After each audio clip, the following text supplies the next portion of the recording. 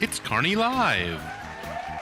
Today on Kearney Live, we'll be talking to Meeghan Masters from the Kearney School District, Clay County Presiding Commissioner Jerry Nolte, and we'll meet Ashley Crawley from Warrior Wednesdays. And now here's Jim Dickerson, Stacy Bratcher, and Nick Vasquez.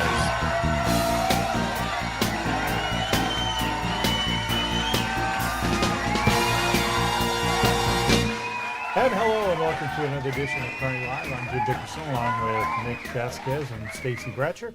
And we were trying to discuss and having an argument before the show started, but I'll let you know how that turned out. But first, we were talking about we have lost so many celebrities in the last 3 or 4 weeks, I guess. Hulk Hogan, Malcolm Jamal Warner and Ozzy Osbourne. And there were a few others which started the argument, and the argument is this, and maybe you can help us out with this. They say that these always come in threes, but there were actually some other people that died along the way. There was a jazz musician that I cannot remember his name. Chuck Mangione. And Brian wants to chime in now. Brian, who was it? That was Chuck Mangione. Chuck Mangione. Well, then you can chime in with the debate. Here's the question. At what point of the importance scale do you need to be before you count as one of the three? Wow. Stacy, I'll start with you. Well, for me, it's those who impacted my life, my childhood, those that I really remember. That, not that the others aren't important, but in my personal life and experience, it's the ones who made the biggest impact. Well, what I think needed to happen, first of all, before anything else, is someone needs to get out immediately and go wrap Chuck Norris in bubble wrap before something bad happens. But what? Okay. But what do you think? What makes him important to be one of the three? I think all life is important. I mean, Absolutely. I think everybody is. It is. So I think I think it's sad. I don't know that it's, it happens. I think it's tricky because if you're not careful, it's easy to become jaded of like, if you've had someone who's passed away recently and it wasn't on the news, but these people are. Right. It's like the person who was closer to me was more important to me than that person, but nobody else knows about it. So I think it's just a tricky spot. The interesting thing is for those of us who really grew up in the 80s, the sad part is we're kind of getting to that age where we were, of course, younger, watching them on TV or watching them like Ozzy Osbourne, and you remember those people as they were. Now, Malcolm Jamal Warner was only like 50. Same age as me. Wasn't he like 54, 55 or 55, something? So he's a little bit different. Of course, that was a drowning thing. But we're getting to the time where the people that we grew up with It's going to be more frequent. Yeah, dropping off one after another. And if you really want to be depressed, Oh, yes, please. as if Let's you keep were going. not depressed enough. I saw something the other day. So 2025 is the same if you go back to like 1985. What was that, 40 years? So just think, in 1985, if you went back 40 years, that puts you right smack dab in the middle of World War II. If you want to use that. So if you think about it, in 85, wherever you were in 85, and you thought equivalent to World War II? Yeah, you would be thinking, wow, that was a long time ago. Oh. So now when we talk about 1985, kids are like, whew, that was in the dark ages. Yeah, Well, thanks except a lot, that Jim. 80s That's great. music is way more popular than That's true. the 20s music was. All right, so you wanted to chime in on the discussion, Mr. Helper. Brian, That's true. let's talk about music, because you're the music man, right? Well, I guess so. I don't know. What city was the music man in? Oh, Dark River City, Iowa. That's correct. And so, Brian, why is 80s music still so popular, and why has there not been any music that is as popular as 80s music? Well, I don't know. The 80s was a great decade for music, and I stopped listening to new music after 1989 because it's all been crap since then. I know, right? So When was Taylor Swift's the first gauntlet. album? I don't know. Taylor Swift, I don't know. Well, after the 80s, then you kind of went country because the country was cool. Yes. That's true. Country And was then kind it of just the thing kind for of, the it's a little bit of everything. And then when did Coldplay start? Cold. Sometime in the 90s, I would guess. And when did they become popular? Sometime in the 90s. No. Oh, when did they become popular? They became popular like about last week, 3 didn't weeks they? ago. Thanks to some videos. Anyway, that's enough of that. What do we have for the show coming up? I think we're going to start with Nick. Well, Jim, school's starting up already, and it's time for another back-to-school resource fair. So Meeghan Masters is here to tell us all about it next on Kearney Live.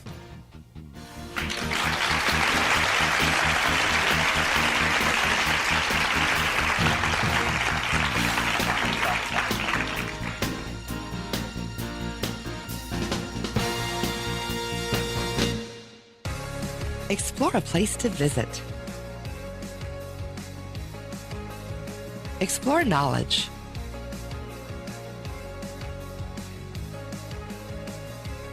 Explore fun. Explore relaxation.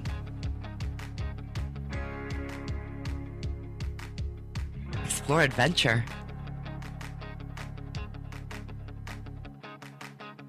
Explore a hometown.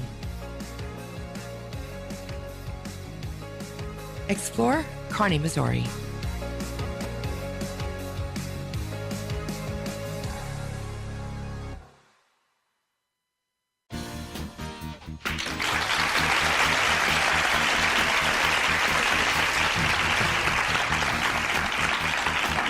Some Kearney families struggle with getting clothes and supplies for their students.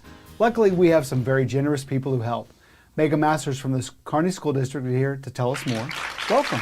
Glad to have you. Thank you. Yeah, glad you're here. So, this is a big event. Takes a lot. I'm Takes not a even lot. sure where to start. So, why don't you kind of tell us where you think, what would we need to know if Yeah. we don't know anything at all? Don't know anything at all. So the Back to School Resource Fair is our big event that happens every August. We help give or take 250 students be ready for the first day of school with brand new school supplies, family resources, as well as clothing. This is something that is all provided by donations within the community, which is quite amazing. So, do you run that part? Do you find all the donations? How does all that work? I do. At the end of the school year, I send out an email to lots of my folks that have helped in the past. I go to the Kearney Chamber's website, kind of look for different people who I may not have on my list, kind of add them, just reach out, say, hey, this is what we do. If you're interested in partnering, if you're interested in donating, if you're interested in just cleaning out your family's closets, this is a great way to do that. Because it's an awesome opportunity. So now, what are the biggest needs that you see? Are they pretty recurring year after year, or do you see some changes? What is that? Every year, it depends. Sometimes we need backpacks. Is something we've had for a lot of years. We've had a good amount, and now are slowly getting rid of that stash that we had, quote unquote. But every year, binders, 1-inch binders, are the biggest need. Really? Across the district. Interesting. Yes. And then normally I have a school list. If you reach out to me and say I'd like to help, then I give you 2 or 3 items off that list. So I kind of spread the love across the district. Sometimes I'll do the shopping for the folks. So if they don't want to do the shopping and they would just like to donate a monetary donation, then I can do that shopping as well. So I use some of those funds to purchase different things. Nice. Do you see an increase in the monetary donations? It seems like people's time is getting busier and busier. Is it easier for them just to send in a check, or are people still getting the stuff? The monetary donations I get are usually from the same groups every year, which is really fantastic. So I get a lot of different donations from a variety of different folks. Our community is so amazing. They donate so much, from the banks to churches, everybody does some part. It's quite amazing. But I'm guessing that cash gives you the opportunity, like you just said, we're running low on backpacks. Correct. Like that's the item that we need. Yeah, but and so you're able to get some of those things that maybe aren't as donated as frequently. Correct. So usually by Tuesday afternoon, I know what we don't or not going to have enough of, and that's when I go shopping to the Walmarts. The Tuesday before the fair. Yes, yes. Gotcha. So our resource fair is scheduled for next week, or actually this coming week, on August 7th and 8th. Thursday evening from 4 to 7 is our first evening. And then Friday morning from 9 to 11:30 is the next opportunity for families to come and shop. Nice. What can people expect at that fair? What all? I know you're giving away supplies, but I think there's also other opportunities There is. So if a family has registered, which is always helpful, we have a pre-made bag of school supplies so the family can come in. Then there's other things they can add to that bag. And then there are resources for the families to go and get through the Kearney Food Pantry, the Northland Clothing Closet. Kearney Family Foundation is usually there. In as much ministries, we have a new organization joining us this year, Sam Rogers. They can do some helpful applications for Medicaid or different other assistance, which I'm trying to reach out to them. So I'm super excited for them to participate this year. And then it's really a benefit because we have like the senior center and one of our other churches, Radiant Life, usually donates like socks and underwear. So every kid gets, from school supplies to brand new socks and underwear. And then every family member, parents, as well as kids get to shop in our clothing area, which is quite amazing. The amount of donated, gently used. Get to shop too. Yes. Interesting. I didn't realize that. Yes. So who can come? Anyone in the Kearney School District that may have a need for school supplies. They just need to be a student of Kearney. That's really all that it has to be. So we're coming up on the time to get these last minute donations, and how do people make that happen? So you can donate starting Monday, August 4th. From 9 to 3, Monday, Tuesday, Wednesday, and then our fair is on Thursday and Friday. Where? At the Kearney Junior High. We're having a new location this year. Primarily, we've done it all the years in the past at Hawthorne Elementary. The new location this year is at the Kearney Junior High. Are there any businesses that are collecting? Yes, like Tracy Tucker, I know, does a couple big donations. The police department still getting a collection. The City Hall is donating. Is doing a collection, and then the Rotary Club has a National Night Owl event at Lions Park on August 5th. Yeah, that'll be a good event. So for those of us who don't have kids or anything, the things that kids need for school is different than when I went, because the backpack hadn't been invented yet. Neither had the wheel. The internet surely hadn't been invented, but the wheel. That's good. But what is the need? So, like for us, it was crayons, your little 64 pack. Never forget that. Yes. I'm assuming. Do they still even do that? Yes, we every student. So it's broken down, and it's really the essentials. So it's the bag that they get is a good start to getting kind of, it'll be folders, notebooks, crayons, markers, colored pencils, glue, scissors, pencil boxes, and depending on what grade your child is going into is focused on some of those items. And I would assume what you just mentioned, the scissors, the glue, the crayons, that's for seniors.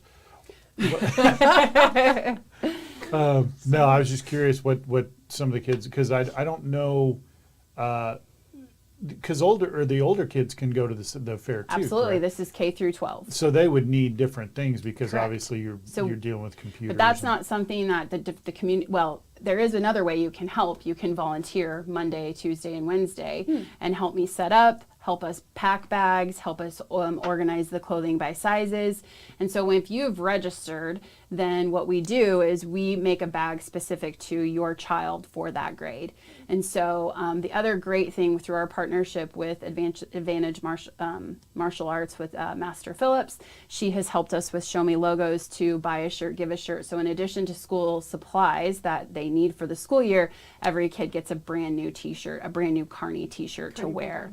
Yeah. Yeah. awesome. So this year, that ended on the 26th, that fundraiser, and we are able to get, they purchased additional 290 shirts. Now, obviously, you maybe remember that we usually help about 250 students, but we give those new shirts out throughout the whole year. So anytime there's a new student that comes or a kid that visits our clothing closet, we make sure that they have a brand new shirt.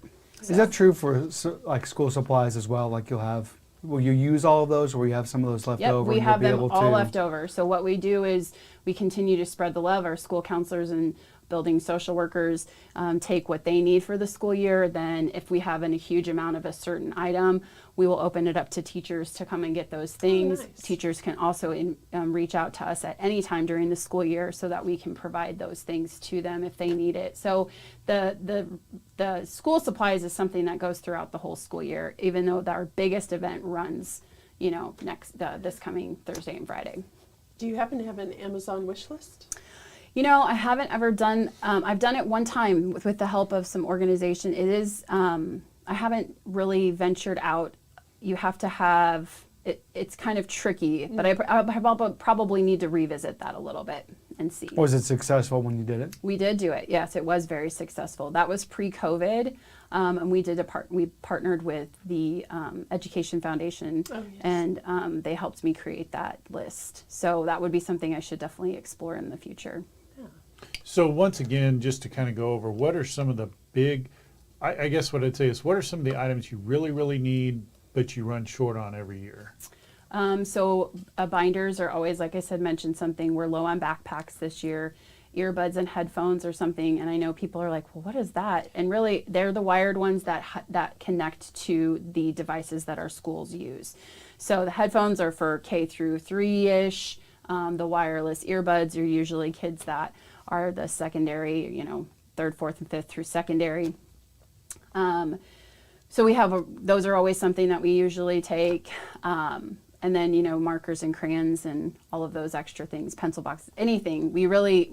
I don't pick and choose because I want anybody to know that whatever we get, we utilize in some way. And I just want to be clear, I knew exactly what a headphone or an earbud is. I didn't want, because the whole wheel That's thing. That's fair. Okay, Yeah, I just want to appreciate make you sure people clarifying understood, that, I know because what that otherwise- is. Well, and some people get, those are a big purchase item for a lot of families, but you can also purchase those, even if at Dollar Tree, which is really great. So that, we get some of those items. Tab dividers is something that we always run low on for our secondary students that utilize. So.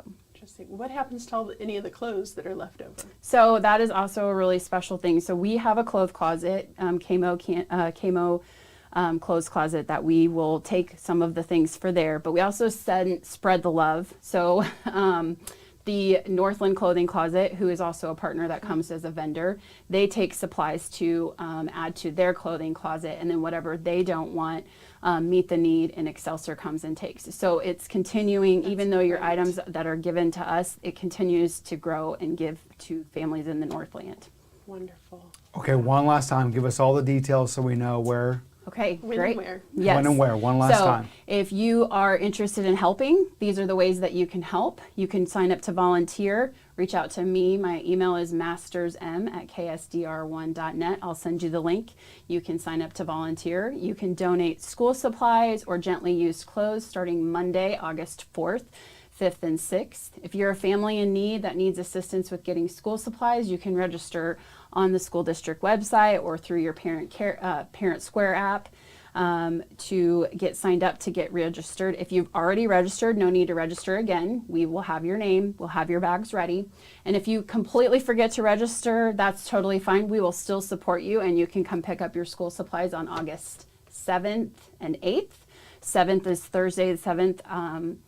From 4 to 7 o'clock at the Kearney Junior High, Friday morning from 9 to 11:30, again at the Kearney Junior High. Nice. Thank you. Good Thank you job. for the work that you're doing. Thank Thank you you. for the businesses collaborating and getting all this done. It Yeah. really is a team effort, and I appreciate that you're spearheading it. It truly is, and honestly, the Kearney community and the supporters that we have, even the new ones every year, as well as the ones who continue to help every year, it is amazing. I get chills. This is one of my favorite events of the whole year. If you want to come and check it out, definitely reach out to me. I'm happy to give you a tour, because it's I always say, once you drink the Resource Fair Kool-Aid as a volunteer, you'll always want to come back. But also, it is such a special event for kids. Every kid likes to go back to school shopping, and this is our opportunity to do that. That's great. Good job. All right. Coming up next, Clay County Presiding Commissioner Jerry Nolte is going to be here to talk to us about the new Clay County Sports Commission. He'll talk to us more about that coming up next. Stay with us.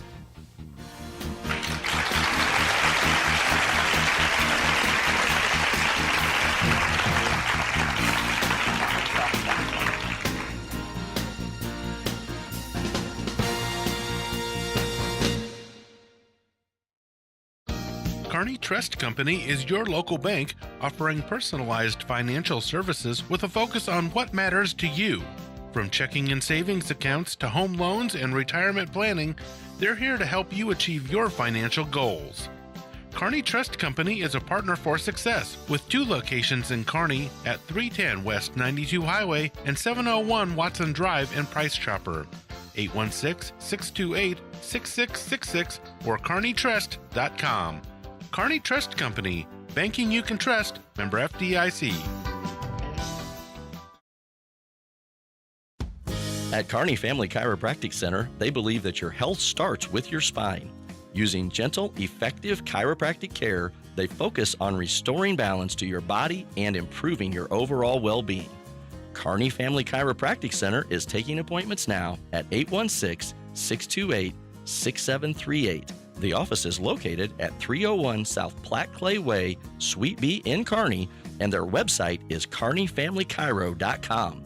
Experience the power of wellness at Kearney Family Chiropractic Center.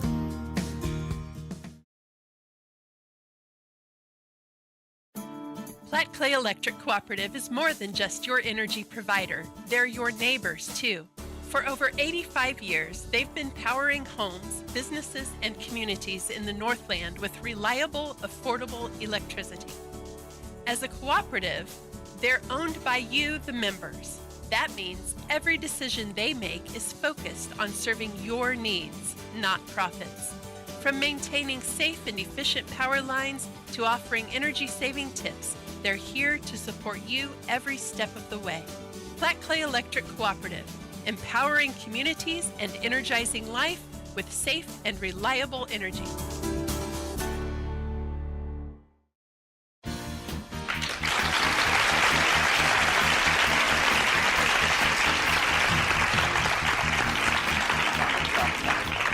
And welcome back to Kearney Live. Governor Mike Kehoe has officially signed the Clay County Sports Commission bill into law, marking a major milestone for the county's efforts to bring the Kansas City Royals to North Kansas City.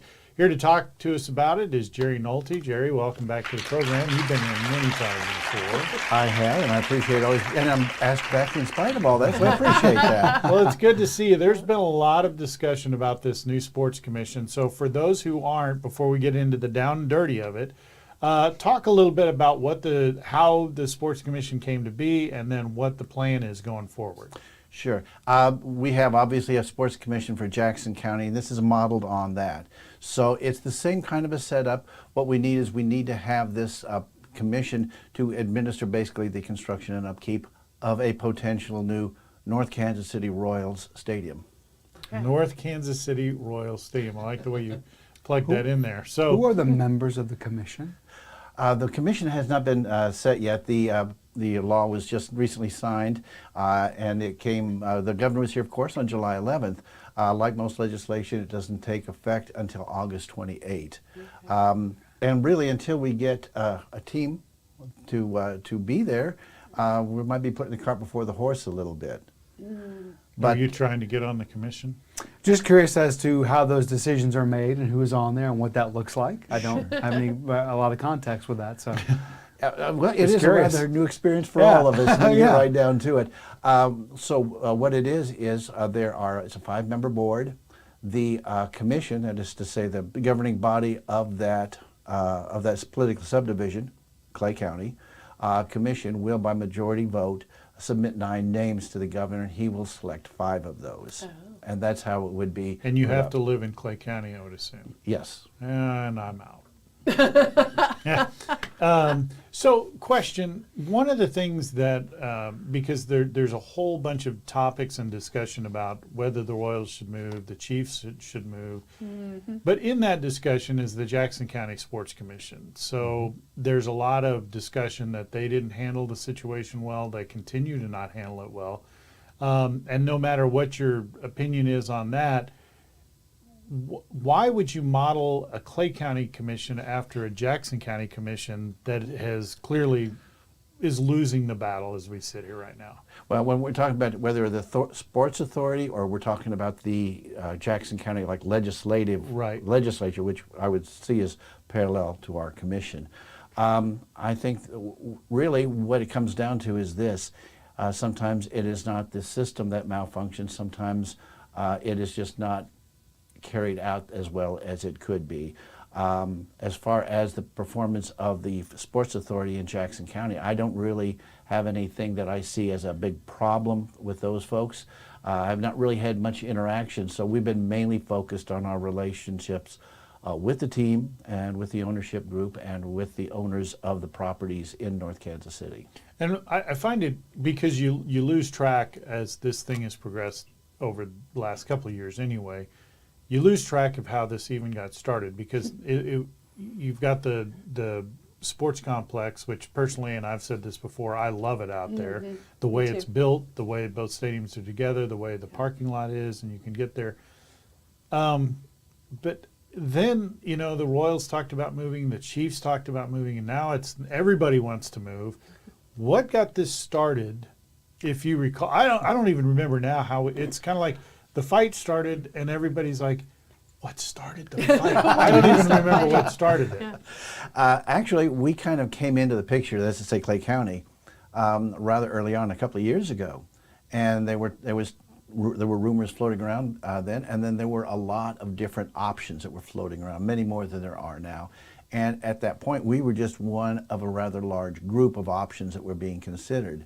And we've just been working away at it, kind of plugging away at what we thought is a good alternative for the Royals, or for the Chiefs for that matter. We'll take either one. But we've been plugging away with what we believe is a great location for a sports facility.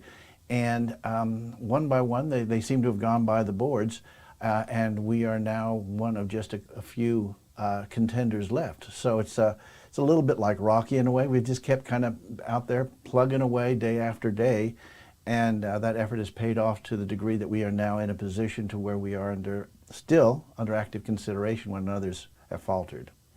Is there any, and you may not know, is there any chance that everything kind of comes to a halt and the Royals and Chiefs end up staying exactly where they are? And the follow-up to that is there any discussion still? I heard rumors, but I never saw anything factual of where either one of the teams wants to completely move. And I don't mean Overland Park or anything like that. I'm talking Out of state. Nashville or wherever. Sure, out of our immediate Correct, area, yeah. so to speak. Yeah, I mean, the thing is, where they're at right now, quite frankly, is really a great location from the point of view that you've got parking, which is always an issue, and you've got both teams able to take advantage of that. So you're not building two separate facilities. So that's really an inspiring kind of a concept when it was first put together.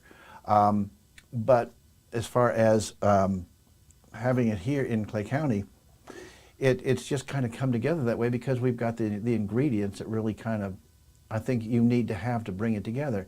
I can't imagine sports without tailgating, for instance. So Right. parking is going to be a Yes. tremendous part of it. Is there any chance that, and maybe I'm making a suggestion that everybody will go, that is a good one. He course should be they on will, the Jim. commission.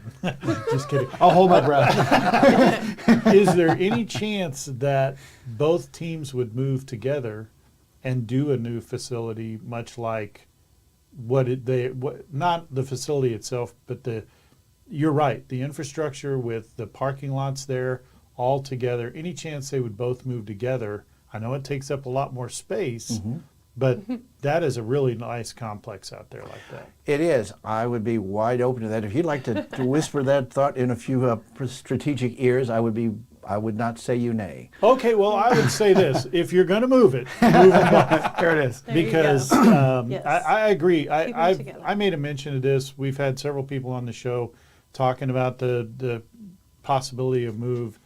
If you've ever been to other cities and gone to a baseball game or a football game, number one, I can't think of anywhere both facilities are Seattle. together. Is Seattle? Okay. There's one other. I can't think of it right now. It's rare. The other thing is, a lot of these new facilities are in the middle of a neighborhood, for lack of better words, and the ability to get to the stadium, to get from the stadium, you have to take a train, you have to take a bus. You can't drive right up like you can here. Right. And I have made mention of another stadium, and I won't name the city, but you know, it's, what did I say, 50-50 your car's not going to get broken into. It's 30% chance your car's even going to be there when you get back. And I'm not saying cars don't get broken into out at the stadium now. They do. I get it. But the ability to park in a parking lot that is right there at the stadium is phenomenal. Is that part of the plan in Clay County if you could get it? That's obviously an option that we have, because we're talking about roughly 100 acres. Oh. So we're talking about a very large tract of land, and what that does is it gives us options.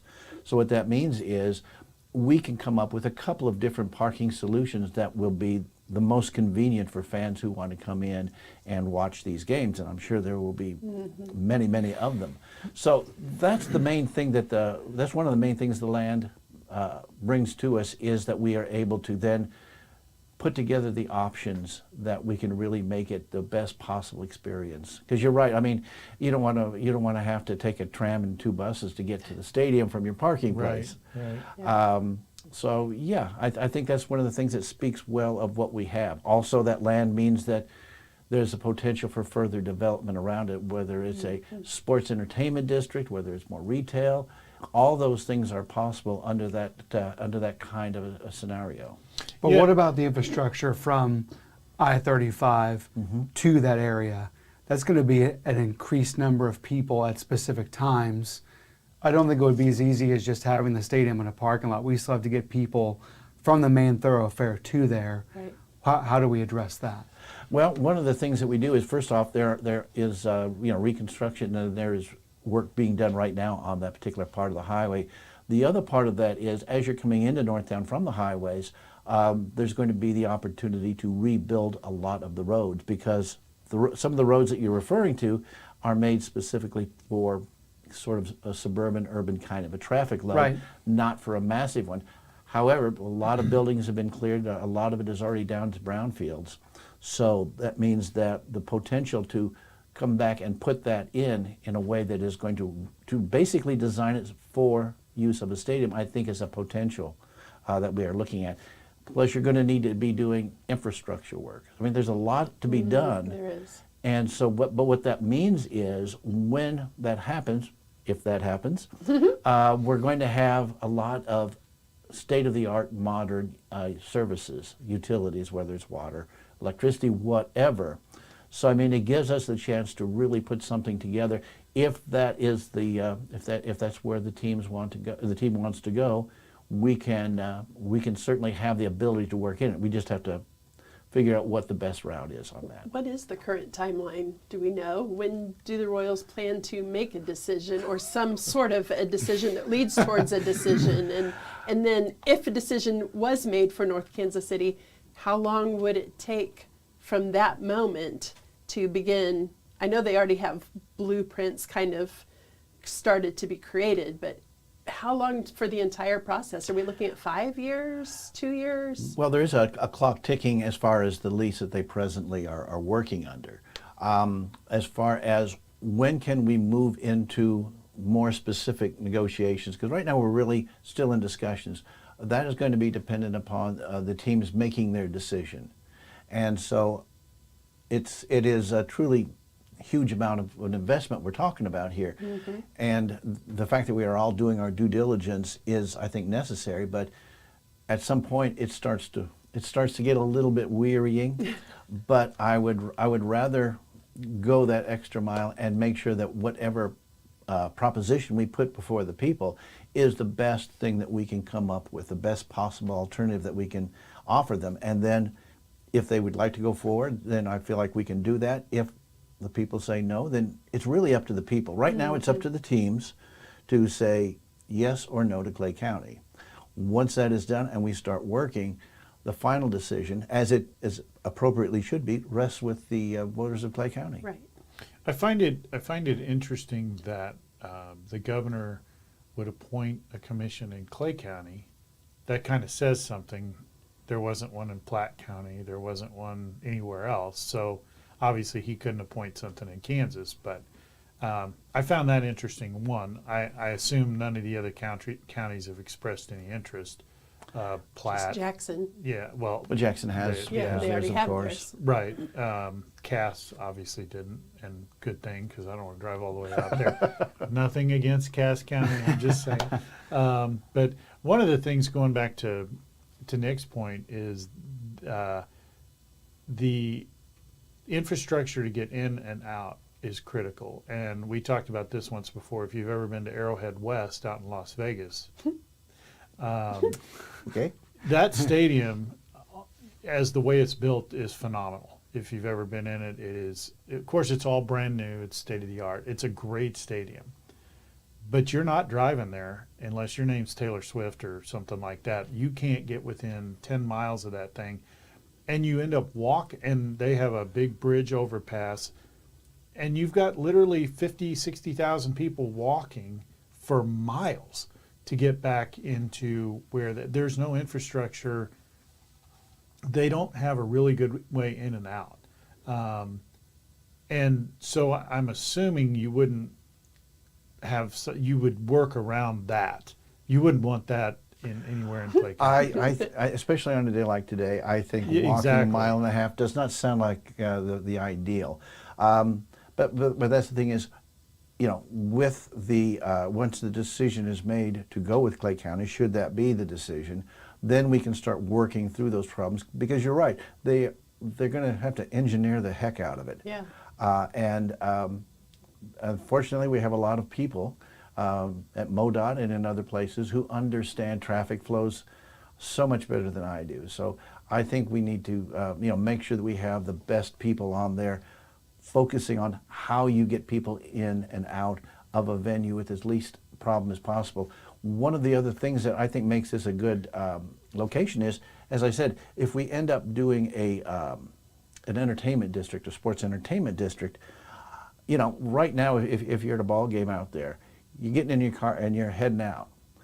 If you were to have the same situation but in Clay County, you might say, you know what, I'm going to head over to Joe's and I'm going to have a beer and a sandwich, or I'm going to do, and so you can kind of be a little more leisurely about it, and so the traffic is not necessarily going to be as huge a crush, I believe. Interesting. So I think we have a lot going for us, and it's and that's one of the things is I think we can put it into a more leisurely and quite honestly more enjoyable pace and experience for fans. So 2 quick questions. I know we got to go. Number 1, are you courting the Royals or the Chiefs or both?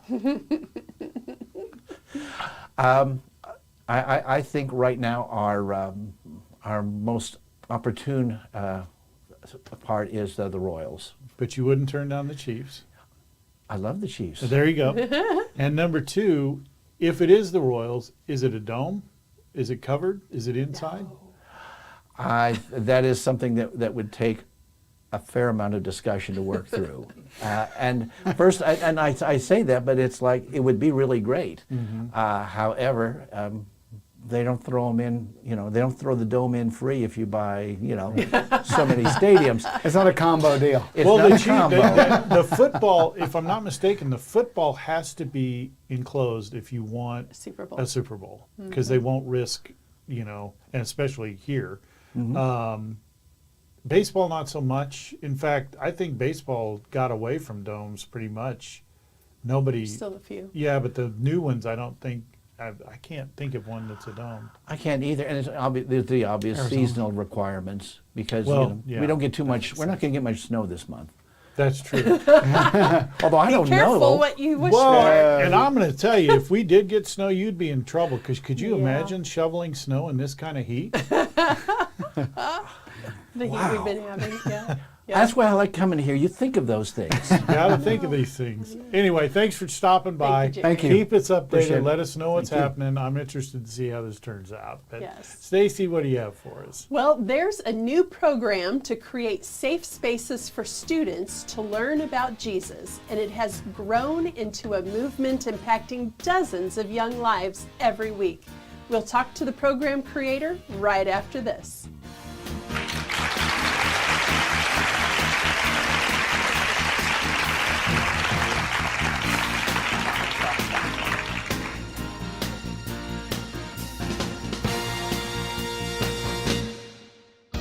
Kearney Trust Company is your local bank offering personalized financial services with a focus on what matters to you. From checking and savings accounts to home loans and retirement planning, they're here to help you achieve your financial goals. Kearney Trust Company is a partner for success with 2 locations in Kearney at 310 West 92 Highway and 701 Watson Drive in Price Chopper. 816-628-6666 or kearneytrust.com. Kearney Trust Company, banking you can trust, member FDIC. At Kearney Family Chiropractic Center, they believe that your health starts with your spine. Using gentle, effective chiropractic care, they focus on restoring balance to your body and improving your overall well-being. Kearney Family Chiropractic Center is taking appointments now at 816-628-6738. The office is located at 301 South Platte Clay Way, Suite B in Kearney, and their website is kearneyfamilychiro.com. Experience the power of wellness at Kearney Family Chiropractic Center.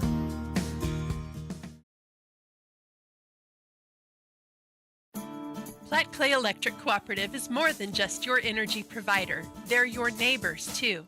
For over 85 years, they've been powering homes, businesses, and communities in the Northland with reliable, affordable electricity. As a cooperative, they're owned by you, the members. That means every decision they make is focused on serving your needs, not profits.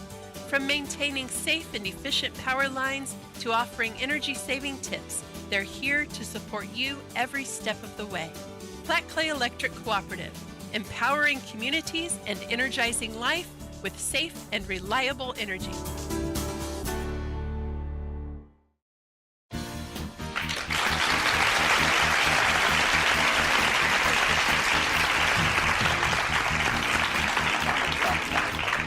Welcome back to Kearney Live. When you hear the word warriors, you think of strength, unity, resilience, and leadership. Ashley Crawley and her friend Ashley Collins came up with an idea to create Warrior Wednesdays, a safe space for students to learn about Jesus. Welcome to the show, Ashley. Hi. Tell us, give us a quick overview. What is Warrior Wednesdays? So Warrior Wednesday is a group of, we have now 50 to 70 kids, and we meet in the mornings at 6:50 a.m. By the middle school, whether it's the Spark Studios. They've been amazing at letting us go downstairs when it's cold, Nice. or we meet out in the parking lot next to where they drop the kids off. Okay. And we just get together and tell them, I am the leader for the girls and Ashley Collins is the leader for the boys. Okay. Or we swap, or we have different people from the community come. We've had the Chief's chaplain come and speak to the kids. Wow. And we just teach these kids that they're not alone. That was the whole thing, is that when you talk to these kids, I used to coach baseball for the rec league here in town. Okay. And just learning that, being a baseball coach, was that a lot of these kids didn't have anywhere to turn. And my faith is such a strong faith. One thing, God always, like, I've always been a talking to Jesus, but he's like, when are you going to talk to other people about Jesus? And so that's what this is. It's just giving them a space to where they're safe, to where they get like-minded kids there. Doesn't matter what denomination you are. It doesn't matter where you come from, what you came from. We just want them to have a firm foundation on, and have somebody that they can come to, because this world is crazy. And there's a lot that these kids face every single day, whether it's, there's just so many different challenges that these kids face and that they're going to face. And so anyways, we give them donuts in the morning, which the different organizations have provided those throughout this. We've been going at it for 2 years now. And we're, like I said, we're up to 60 to 70 kids. And we give them donuts, and we provide bracelets or different stuff that we can give them to where they can spread the word. Our biggest thing is being the light for Jesus. And so we just, that's what we do. We talk to them about different scriptures. It's right out of the Bible. So it sounds really similar to maybe Fellowship of Christian Athletes, but it's open to everyone, not just athletes. Yes. Yeah, absolutely. Yeah. And I heard that you are going to be bringing this into to another school or another grade level, possibly? Yes. Yeah, so we have a lot planned, actually. So I attend Radiant Life Church, and I went to Pastor Nick there, and I said, hey, we need something for these kids to do outside of school. So we started what's called Warrior Weekends there. Nice. And that's where 6th through 9th grade can come and enjoy 2 hours. So it's from 7 to 9, usually once a month. Okay. And it's just the same thing where we do a fun game. Well, it's a little bit more. We do a fun game, and we do a Bible verse of who somebody comes and speaks to the kids. And then, there's a concession stand and all of that. And then as well as this coming year, we have started Tribal Tuesday. So that'll be at the junior high over area by the pickle field. Okay. Pickleball court, sorry. And we'll meet with the 8th and 9th graders over there. Okay. So and then also we're planning something bigger.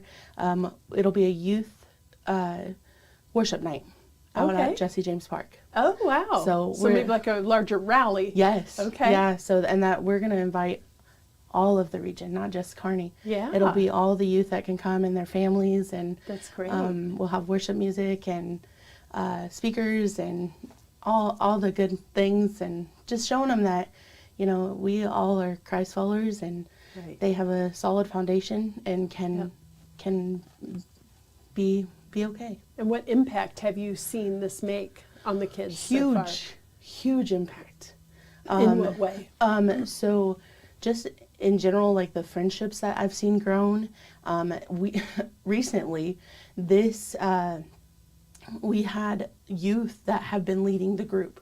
They have been the speakers. Nice. And so just it started this last portion of the year last year. We had 6 of the kids step up and be the speakers. And so that's what initiated this whole worship night. So this worship night is going to be youth led. Awesome. And it just even impacts where the parents have called us and been like, I don't know what you're doing there, but they're coming home happier. They're coming home ready to do when Warrior Wednesday is next. And so it's just been a huge impact. And we've been able to, on the more in-depth note of this, we've had kids that have reached out to us that are just struggling, that are just needing a friend. And so we've been able to be that person for them. Our whole thing is bringing the church to them. You have to meet these kids where they are, in the chaos, in the fire, whatever they're going through. Us as adults have to be willing to jump in and say, hey, I got a hand for you, and here's a group of people that's going to surround you too. And so that's what we're building for these kids and for this community. And so can people get involved? Do you need help? What can we volunteers? What do you need? So we are always taking speakers. If you feel led to speak to them, as long as it's Bible led, and that's what we are, Bible led. Okay. You can absolutely come be a speaker, and you can. Donuts are always a huge thing. We go through 8 dozen of donuts. Wow. 8 dozen. Okay. So we definitely need people that will donate donuts for us every Wednesday and now every Tuesday, because obviously it's going to grow since we're Right. going both groups. We do bracelets and, like I said, the stuff that we give to them to where they can have it themselves or spread the light to other kids and invite other kids. In order to do that, we have a Facebook page, a Twitter account. We're just trying to set up a website. And so you can just follow us on there and What's get in the contact. Yeah, the handle for Facebook. Yeah, what's the Facebook page? It is Warrior Wednesday. That's Warrior Wednesday. Okay. And you just get on there and or you can reach out to me or Ashley Collins. How would we do that? On my Facebook is Ashley Crawley. Okay. Hers is Ashley Collins. Okay. And so just reach out on there. And So you said the Chiefs pastor was there. Did he happen to mention about whether they should build a new stadium? he did not. I mean, because Commissioner Nolte was here, I figured we'd give him a little help from above on whether or not he should do that.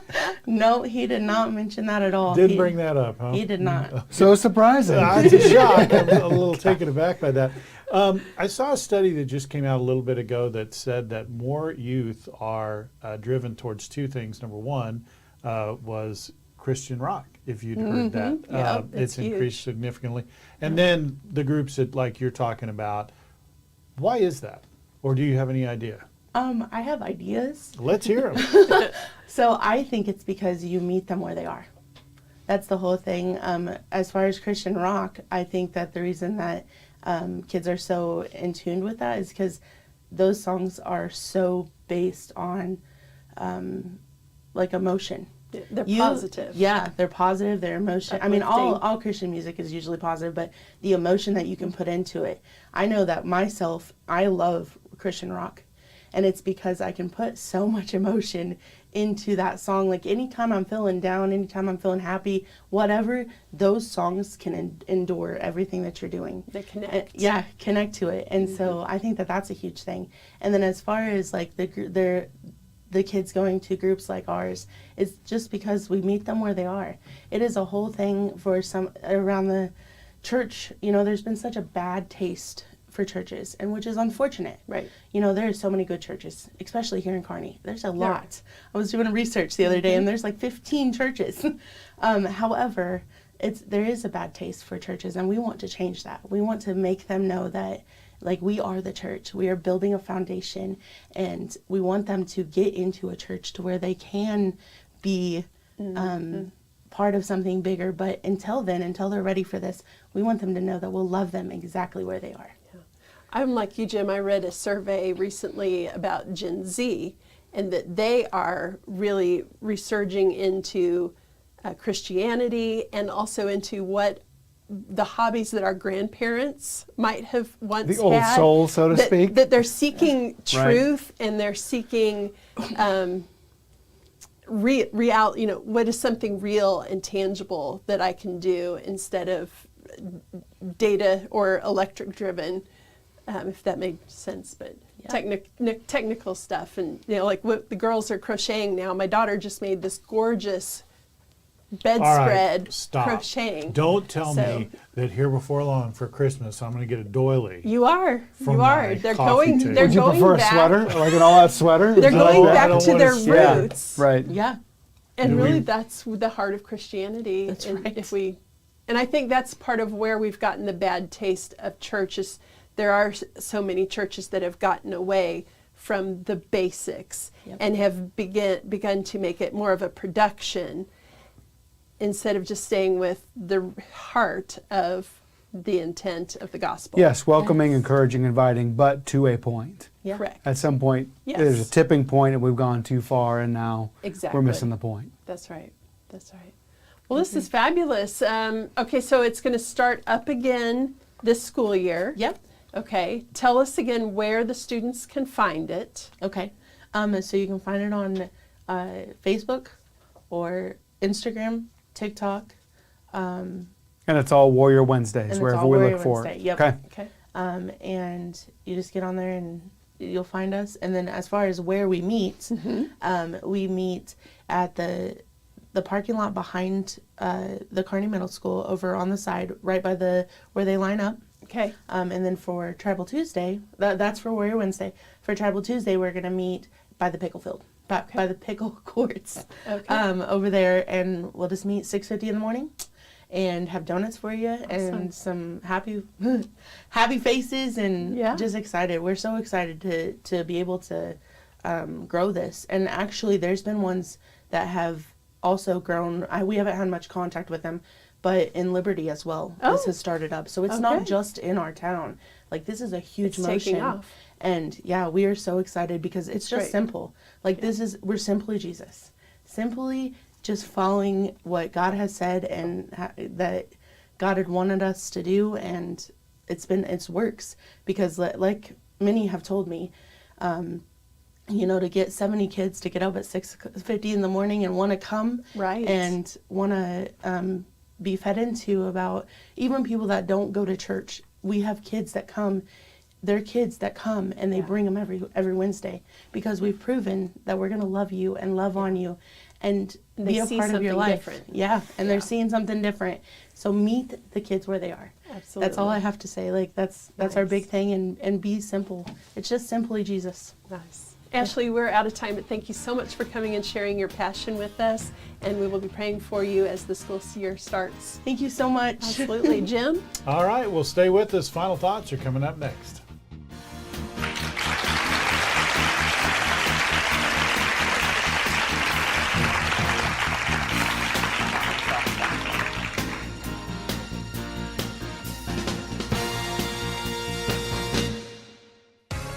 Explore a place to visit. Explore knowledge.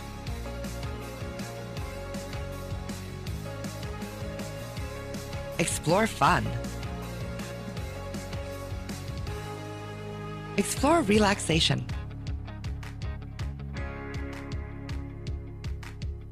Explore adventure.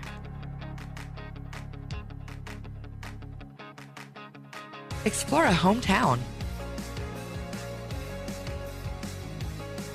Explore Kearney, Missouri.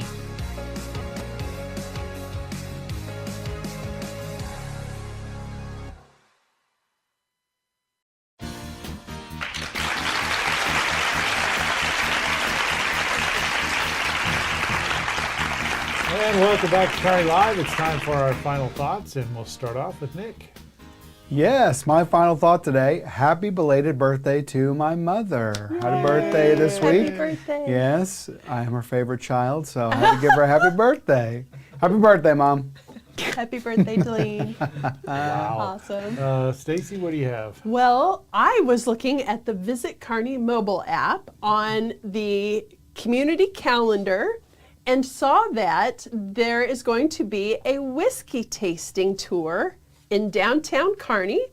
It says, the Kearney Whiskey Tasting Tour is a signature fundraising event that highlights the best of our region's spirits and small town charm. Hosted by the Kearney Enrichment Council, this lively evening invites guests to explore downtown Kearney while sampling regional whiskey and bourbons at participating local businesses. And that will be happening on August 23rd from 5 to 9:30. You can buy your tickets right there on the Visit Kearney mobile app. Wow. Got to change my plans for August 23rd, that's for sure. But Absolutely. it is August, and do you know what that means? Anybody? Time for football.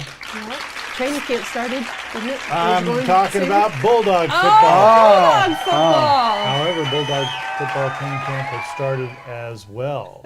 So with that comes the opening, the game, and the Coach Minnick Show actually returns on the 28th of August. That'll be the first show, and then the 29th is the first game of the Kearney Bulldogs season. I am glad to report that everybody has signed their contracts and the Bulldog sports team will be back. All All of right. us. I'll be joined by Awesome. Mike Davis, Kelly Gentry, and Eric the Weatherman Stevens will be here as well. Best Brian team. Watts will be producing as always. He was a holdout. Many of you read about that on ESPN 6. Yeah, but he finally signed, so we'll all be back. It'll be good to have it'll be good to have the band back together. But we right. look forward to seeing you. There you go. As always, thanks for joining us on Kearney Live, and we will see you next time. Have a good one.